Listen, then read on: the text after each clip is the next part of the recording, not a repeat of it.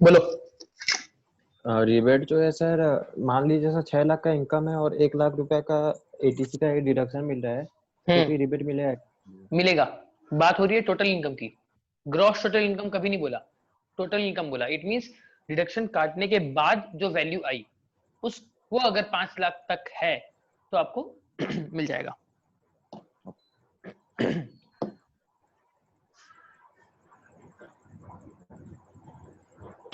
Sir वो जो 10 rupees वाला अमाउंट जो डिफर किया था ना, जैसे 5 लाख और 5,10,000 को तो 13,000 टैक्स देना पड़ा था। तो सर अमेज़न जो प्राइस वैल्यू दिखाता है जैसे 12,999 12,999 करके, मतलब 1 रुपया का वैल्यू, वो इसी की वजह से होता है क्या? नहीं नहीं, वो तो ह्यूमन साइकोलॉजी के हिसाब से होता है कि मान लो अगर तुमको एक मैं चीज दिखाऊं 13,000 रुपया और एक दिखाऊं तुमको 12,999, तो हम क्या करते हैं, पहले 12 वाला फिगर को देखते हैं ना, और एक तरफ 13,000 का 13 को देखते हैं, तो बोलते हैं कि बहुत कम है। ये ह्यूमन साइकोलॉजी और कुछ खास फर्क नहीं है इसमें। सर बोलो। सर स्पेशल इनकम से भी डिडक्शन माइनस हो सकता है? डिडक्शन? हाँ, क्यों नहीं होगा आपका? अगर आप किए होगे आपका इन्वेस्टमेंट, उसको जब हम पढ़ेंगे ना चैप्टर 6A, तो और डिटेल में उसको पढ़ेंगे, ठीक है। अब देखिए बाकी लोग गायब हो गए हैं, बट हम यहीं पर हैं, हम अपने स्टार्ट कर सकते हैं। रेसिडेंशियल स्टेटस लिखिए, बहुत अच्छे से आपको इसका नोट्स दूंगा मैं, कि एक बार जब रीड भी करेंगे तो आपको एक एक करके समझ में आ जाएगा, ठीक है। कुछ इंपॉर्टेंट पॉइंट्स इसके बारे में जो आपको लिखना बहुत जरूरी है। लिखिए पहला point, the total income of an SSC, the total income of an SSC cannot be computed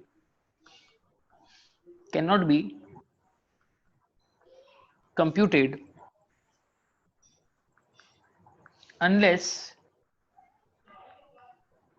we know the residential status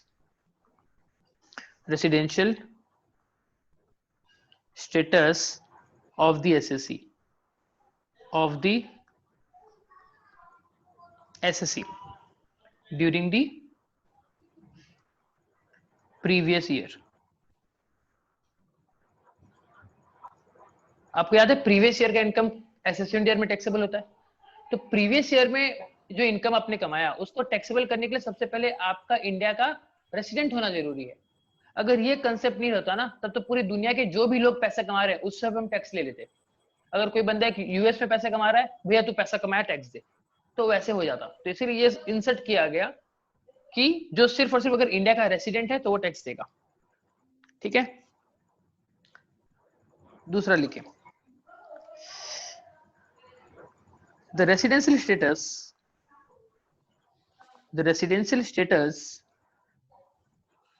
is determined for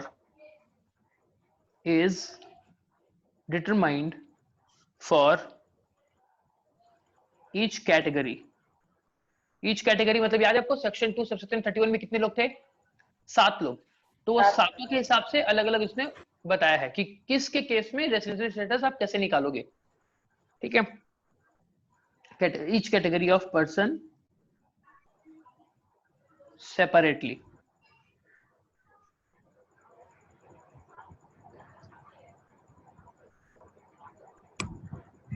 next लिखिए, the residential status always determined for previous year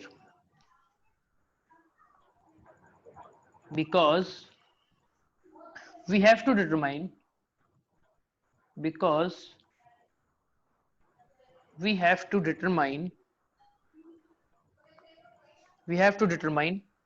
the total income of the previous year only, क्योंकि हम previous year के income को ही taxable करते हैं, इसीलिए हर साल उस एसएससी का रेसिडेंशियल स्टेटस हम चेक करते हैं और देखते हैं कि प्रीवियस ईयर में ये रेसिडेंट था कि नहीं था। ये जरूरी नहीं है कि अगर कोई एक एसएससी इस एक साल में अगर रेसिडेंट हो गया तो अगले साल भी वो रेसिडेंट हो, इट इज नॉट नेसेसरी। ठीक है, देन नेक्स्ट लिखिए, it is calculated, it is calculated for every year, for every year, because it may change, because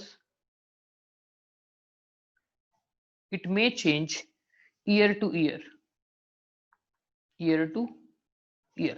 हर साल आपका असेसमेंट, ये सॉरी ये स्टेटस जो है रेसिडेंशियल स्टेटस वो चेंज हो सकता है, इसलिए हमको हर साल इसका कैलकुलेशन करना पड़ता है। देन लिखिए, a person can be resident, a person can be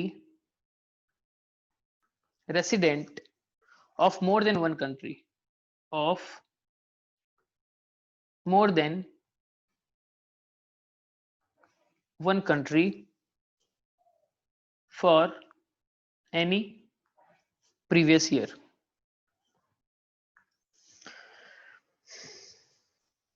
Then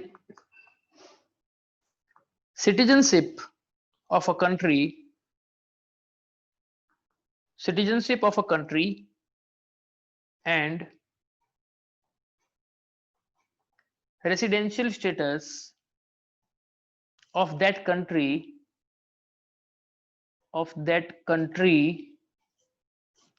are different concepts। ये कंफ्यूजन हो सकती है, इसलिए मैंने पहले से उसको नोट डाउन करवा दिया कि सिटीजनशिप अलग होती है और रेसिडेंशियल स्टेटस अलग होता है। फॉर एग्जांपल कि जैसे विजय माल्या का केस ले लो, विजय माल्या इंडिया का सिटीजन था, बट अभी उसने क्या किया, वो जब इंडिया छोड़ के चले गया पिछले 2-3 साल से, तो फिर वो अभी दूसरे देश में, जिस देश में रह रहा है उस देश का भी वो रेसिडेंट हो सकता है, वहां का भी रेसिडेंशियल स्टेटस उसको मिल सकता है। ठीक है, कैसे कैसे होगा, क्या कंडीशन है, जब हम हमारी क्लास के डिस्कशन को आगे बढ़ाएंगे ना तो हर एक चीज क्लियर हो जाएगी, तब देखेंगे हम। ठीक है, अब मान लो किसी कारण से डिस्प्यूट हो गया, एक्ट क्या कहता है कि प्रीवियस ईयर में अगर आप रेसिडेंट हो तो ही आप टैक्स दोगे। ठीक है, और वो कैसे होगा, रेसिडेंशियल स्टेटस आपको कैसे मिलेगा, उसके लिए कुछ कंडीशन बताई गई है। तो मान लो किसी एक कंडीशन को जो प्रूफ करके देना है, अगर वो प्रूफ होगा तो ही आप क्या होगे, रेसिडेंट कहलाओगे, अदरवाइज आप रेसिडेंट नहीं कहलाओगे। तो रेसिडेंट कहलाए तो टैक्स देना है, नहीं कहलाए तो टैक्स नहीं देना। तो कभी कभी क्या हो जाता है, इसी बात को लेकर डिस्प्यूट हो जाता है एसएससी के बीच में और डिपार्टमेंट के बीच में। तो अगर दोनों लड़ मरे और दोनों अगर झगड़ा करे तो कौन प्रूफ करेगा, किसके ऊपर बर्डन रहेगा प्रूफ करने का कि वही वो सही है। तो लास्ट वाला हमारा है onus to proof, onus to proof, कौन प्रूफ करेगा कि भैया वो सही है। तो देखिए,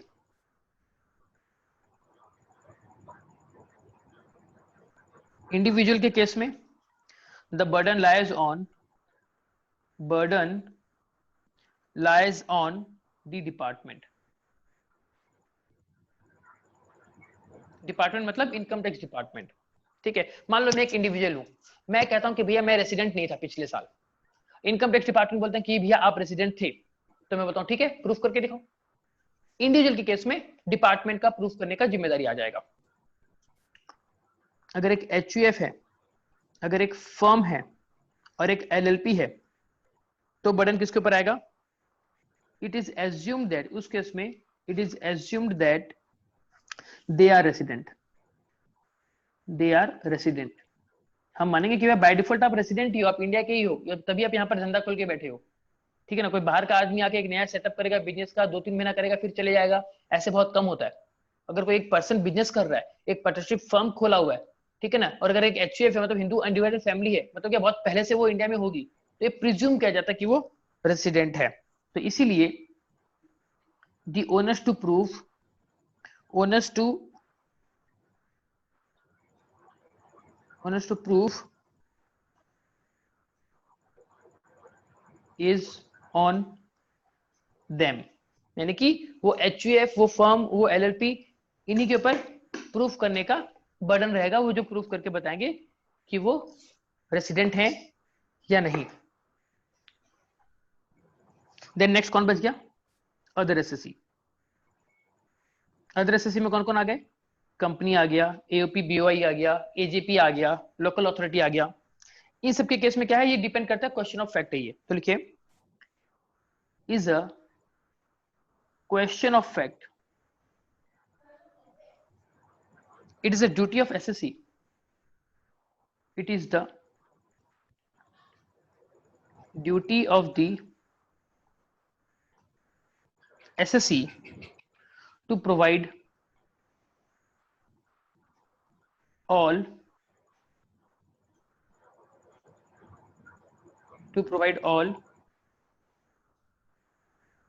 relevant facts।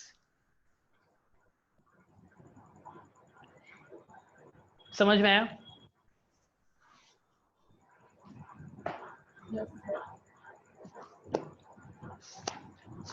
सर बोलिए। सर किसी किसी के पास दो सिटीजनशिप होता है, वो लोग कैसे करेंगे? आगे पढ़ेंगे जब कंडीशन रहेगा। मैंने यहाँ पर क्या बोला कि पहले बात ये पॉइंट देखो, आप पॉइंट नंबर 5 पढ़िए, क्या लिखा हुआ है? पॉइंट नंबर 5 में क्या लिखा हुआ है? Person can be resident of more than one country for any previous year। हो सकता है ना, मतलब एक आदमी इंडिया का भी रेसिडेंट हो सकता है और पाकिस्तान का भी हो सकता है। तो उस केस में कैसे वो टैक्स देगा? अगर वो दोनों कंट्री में, जिस कंट्री के वो रेसिडेंट हो रहा है, उन दोनों कंट्री में एक एग्रीमेंट अगर नहीं हुआ होगा, that is double tax avoidance agreement, जिसे हम क्या कहते हैं? जिसे हम कहते हैं DTAA एग्रीमेंट। क्या कहते हैं?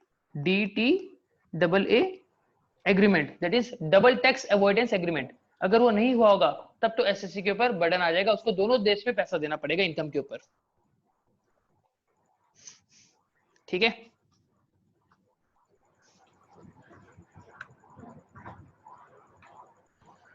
अब देखिए, अब आपको मैं क्या करूंगा, अब डायरेक्टली आपको मैं बेयर एक्ट दिखाता हूं कि भैया एक्ट में कैसा लिखा हुआ है इसका स्टेटस के बारे में, फिर आपको नोट्स लिखा दूंगा मैं। ठीक है? तो चलिए आपके साथ में नोट्स शेयर करता हूं। आपको जो PDF भेजा था ना मैंने, उसी PDF से आपको दिखाऊंगा मैं। इनकम टैक्स, तो बेयर एक्ट कहां गया? Income tax act, bare act.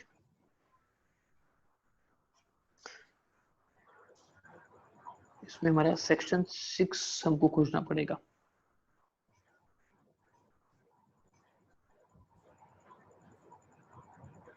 Section 6 deal करता है रेसिडेंशियल स्टेटस के साथ।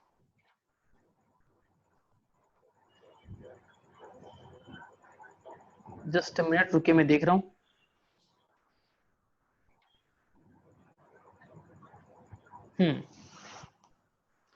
चलिए भैया, अब आपके साथ शेयर करते हैं एक नया PDF।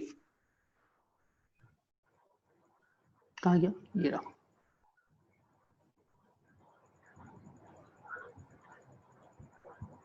देखिए, देख पा रहे हैं आप यहाँ पर? क्या आपके सामने विजिबल है रेसिडेंस इन इंडिया सेक्शन 6? जी सर। ओके, तो पहले अगर एक ओवरलुक देखें, ये कितना में लिखा हुआ है।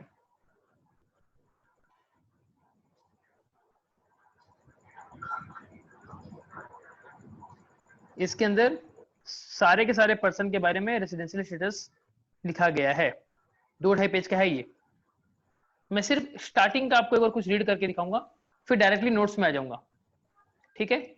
बेयर एक्ट दिखाने का मकसद मेरा सिर्फ इतना ही है कि आप एटलीस्ट उससे एक्वेंटेड हो कि भैया एक्ट में ऐसे ऐसे लिखा रहता है, हमको उसको इस तरीके से इंटरप्रेट करना पड़ता है। ठीक है? तो जैसे यहाँ पर देखिए क्या लिखा है, रेसिडेंस इन इंडिया सेक्शन 6, ये क्या होता है? For the purpose of this act, इस एक्ट, कौन सा act? This act means what? Income tax act 1961। ठीक है? तो अगर आप जब इनकम टैक्स की बात करते हो और इनकम टैक्स एक्ट के तहत अगर आपको रेसिडेंस के बारे में अगर जानना है तो हम क्या बोलेंगे? An individual is said to be a resident in India in any previous year।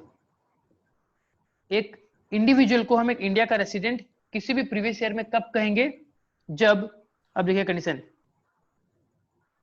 He is in India in that year for a period और periods amounting in all to 182 days और मोर। समझ में आया? इसका मतलब previous year में अगर वो 182 डेज या उससे ज्यादा अगर इंडिया में रहा था तो वो क्या माना जाएगा, वो इंडिया का रेसिडेंट है। ठीक है, फिर और करके सिचुएशन उसने रख दिया, या फिर मान लो पिछले साल वो इंडिया में 182 डेज नहीं था, 180 डेज था या 150 डेज था या 120 डेज था, कुछ भी था, तब भी एक स्कोप से हम चेक करेंगे कि वो रेसिडेंट था कि नहीं था। क्या है वो, that person having with in the 4 years preceding that year been in India for a period or period amounting in all to 365 days or more in the India for a period or periods amounting in all to 60 days or more or in that area। अब आप खुद देखिए, इतनी tricky language, इतना घुमा फिरा के यहाँ पर लिखा हुआ है इतने गंदे तरीके से कि अगर आप पढ़ोगे तो आपका कंफ्यूज होना तय है। तो चलिए इसी के लिए आप कंफ्यूज ना हो, मैं आपको एकदम फटाफट शॉर्टकट में आपको इसका लिखवा देता हूं, तो आपको ये याद हो जाएगा कि भैया किस केस में हम रेसिडेंट बोलेंगे और किस केस में रेसिडेंट नहीं बोलेंगे। ठीक है, तो चलिए अब चलते हैं डायरेक्टली हमारे नोट सेक्शन में और हम फिर लिखेंगे नोट्स।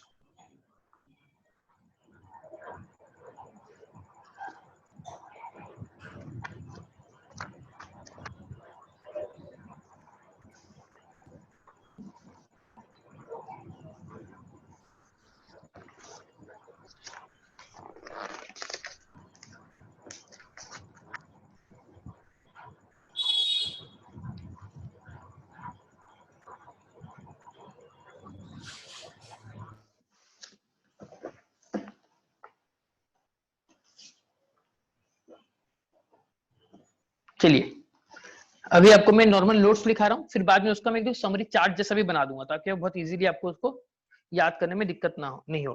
ठीक है, वेट कृपया थोड़ा सा मुझे टाइम दीजिए।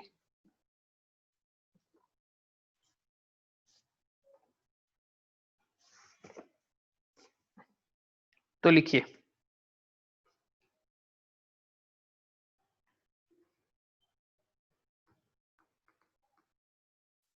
सेक्शन 6 सब सेक्शन 1 ये कहता है रेसिडेंशियल स्टेटस के बारे में। ठीक है, क्या कहता है ये लिखिए, an individual is resident in India in any previous year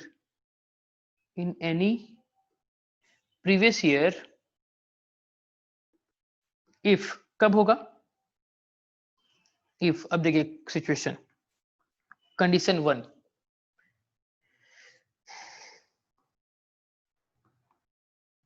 he stays in India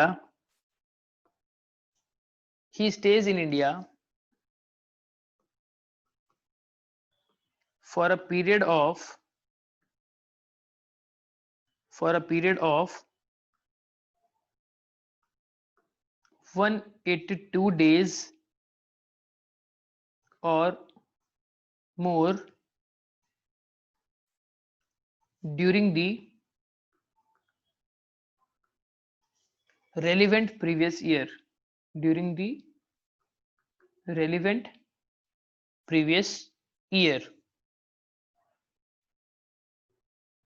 और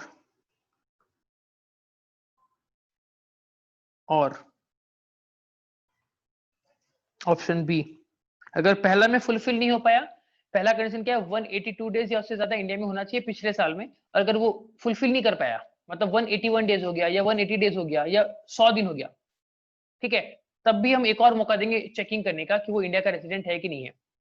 क्या है वो, देखिए, he stayed in India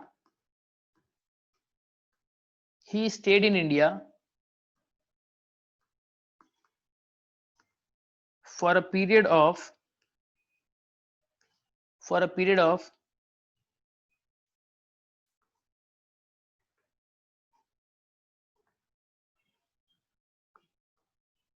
60 days or more, 60 days or more during the relevant previous year, during the relevant previous year,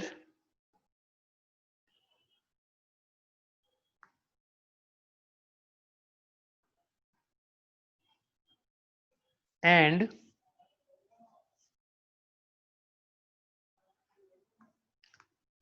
365 days or more, 365 days or more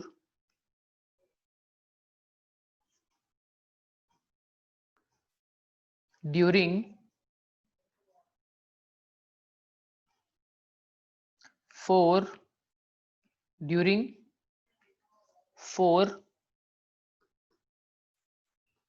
preceding previous years.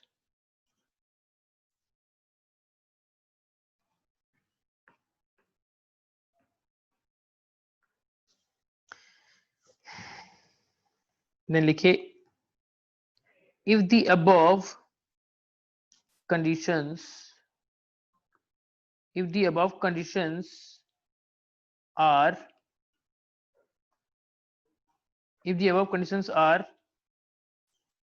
not satisfied, if the above conditions are not satisfied, then he is a non-resident.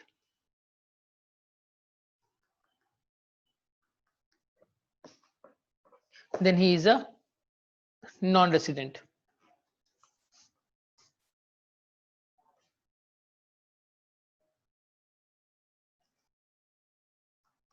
Then note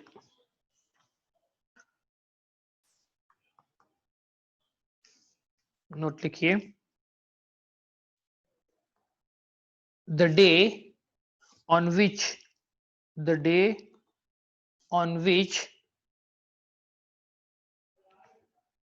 he enters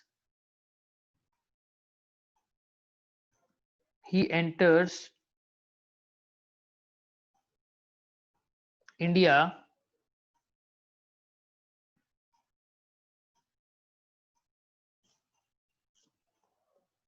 as well as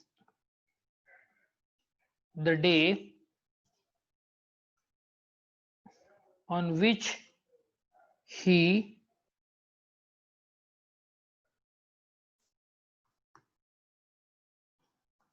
leaves India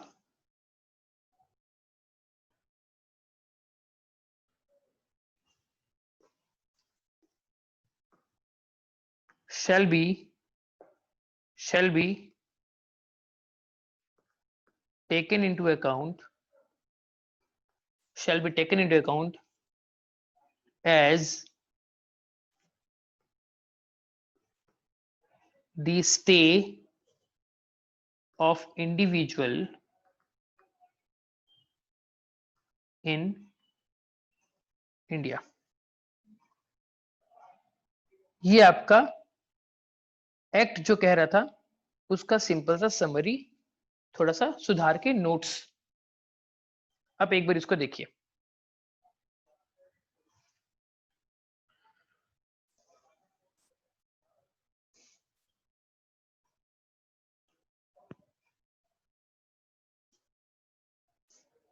लिख लिए क्या? जी sir. Yes sir. सारे लोगों ने लिख लिया? नहीं लिखे तो प्लीज इसका स्क्रीनशॉट ले लो, अगर नहीं लिखे तो, और फिर देखिए। हो गया सर। हो गया, वेरी गुड। नोट्स काफी अच्छे दिख रहे हैं ना देखने में, रंग बिरंगा। तो इसी का स्क्रीनशॉट आप मार के रखो, ताकि क्या है ना, जब आपको पढ़ना होगा ना, तो जो इंपॉर्टेंट टर्म है जो मैंने अलग से हाईलाइट कर दिए, उसी को एक बार देखोगे ना, रिकॉल हो जाएगा। ठीक है, तो चलिए अब देखिए क्या कह रहा है ये, एक बार सबके सब फटाफट इसको पढ़िए। सेक्शन 6 सबसेक्शन 1 ये बताता है रेसिडेंशियल स्टेटस के बारे में, किसका, एक इंडिविजुअल का। वो क्या कह रहा है कि एक इंडिविजुअल को हम रेसिडेंट तभी बोलेंगे कि जब प्रीवियस ईयर में he stage in India for a period of 182 days और मोर। अगर पिछले प्रीवियस ईयर में, मतलब जिस ईयर में उसकी इनकम हुई है उस प्रीवियस ईयर में अगर वो 182 डेज या उससे ज्यादा अगर रहता है तो वो इंडिया का रेसिडेंट। या फिर मान लो अगर वो उस कंडीशन, या फिर यहाँ पर क्या लिखा है, और या फिर अगर मान लो कि प्रीवियस ईयर में वो 60 साल से भी ज्यादा अगर रहता है इंडिया में, एंड मतलब क्या, मतलब 60 साल में प्रीवियस ईयर में रहा प्लस प्रीवियस ईयर के पिछले 4 साल में 365 डेज और मोर अगर इंडिया में रहा तो फिर वो इंडिया का रेसिडेंट कहलाएगा। एंड इसमें क्या बोल रहा है, अगर ये कंडीशन फुलफिल नहीं हुई तो फिर वो नॉन रेसिडेंट कहलाएगा। एंड जिस दिन वो इंडिया में छोड़ के गया या जिस दिन इंडिया में वापस आया वो दोनों दिन ये माना जाएगा कि वो इंडिया में था। अब देखिए इसके बारे में क्या बोला जा रहा है, एक टाइमलाइन देखेंगे तो आपको समझ में आ जाएगा।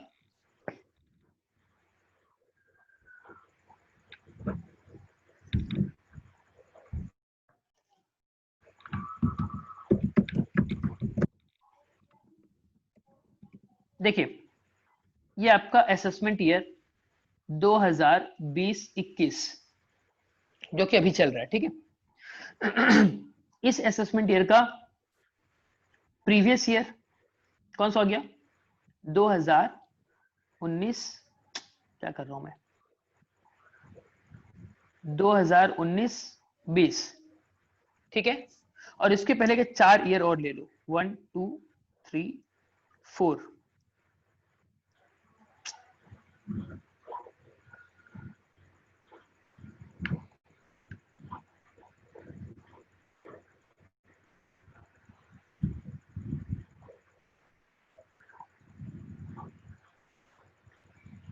ओके। ये हो गया प्रीवियस ईयर 2018-19, 2017-18, 2016-17, 2015-16, ठीक है।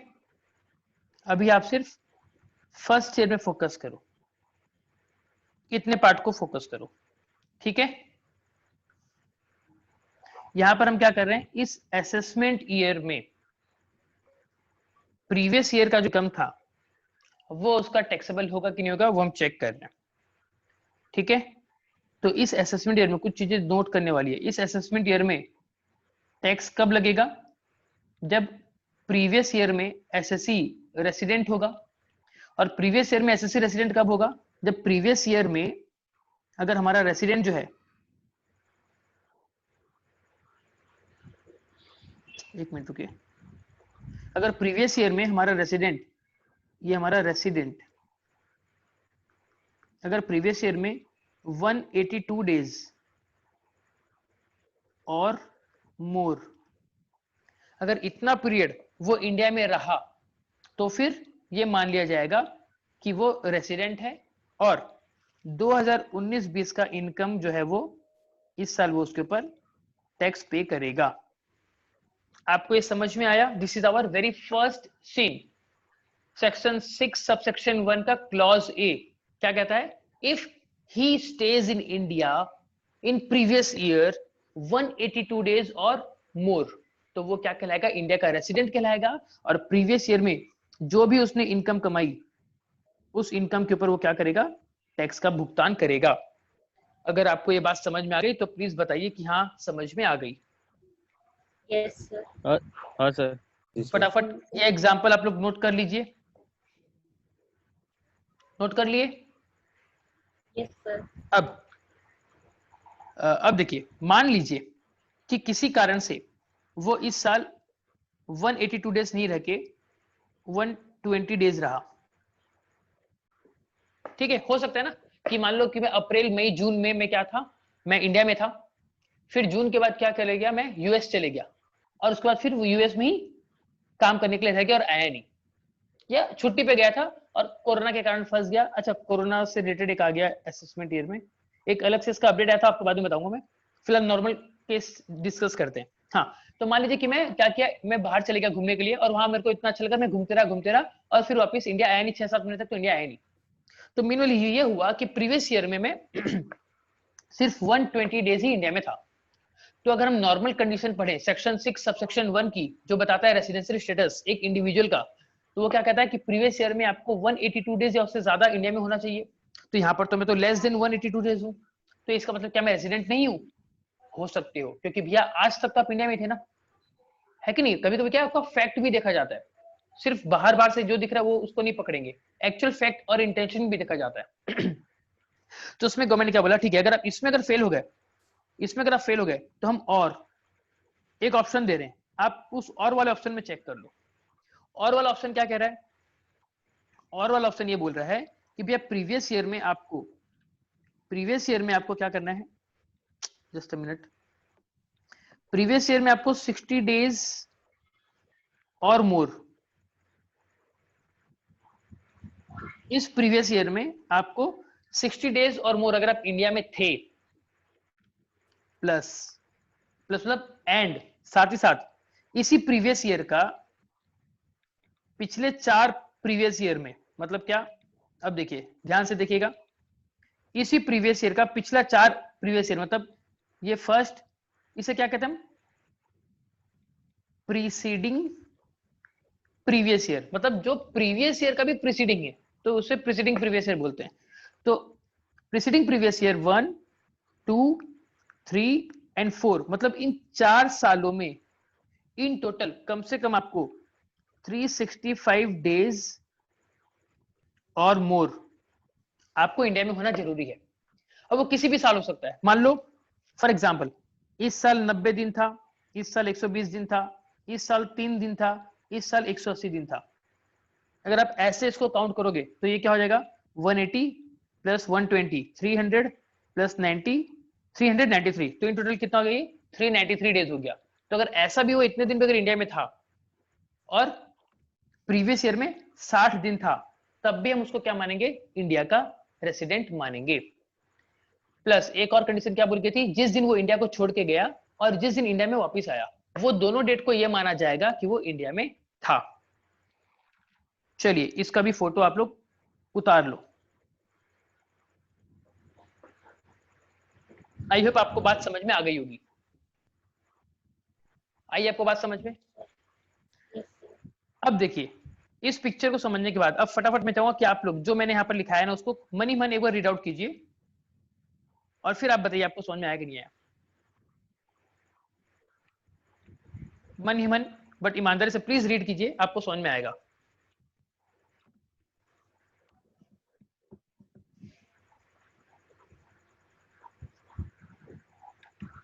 Yes sir. जी जिसको समझ में आ गया प्लीज मुझे बताइए, इन्फॉर्म कीजिए कि हाँ सर समझ में आ गया। हाँ सर समझ आ गया। समझ में आ गया सर। आ गया? जी सर। तो चलिए आज की क्लास हम यहीं तक रखते हैं, कल के क्लास में फिर हाँ बोलो सर। रेसिडेंशियल स्टेटस के पहले से जो नोट था वो थोड़ा स्क्रीनशॉट लूंगा सर। जरूर कोई बात नहीं, ये है उसके पहले का नोट्स। और ऊपर ये वाला ये लिख लेते क्या? हाँ ये लिख लिया। इसके पहले का बोल रहे हो? उसके पहले का ये रिबेट वाला बोल रहे हो? हाँ बस। हाँ सर। देखो ये रिबेट का, चलो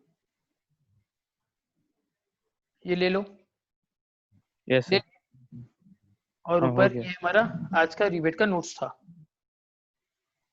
ये लिख लिए, स्क्रीनशॉट ले लो। हाँ सर। हाँ हो गया। तो चलिए फिर हम आगे ये क्लास कल करेंगे। Good night, bye bye. Thank you sir. Thank you sir. Thank you sir.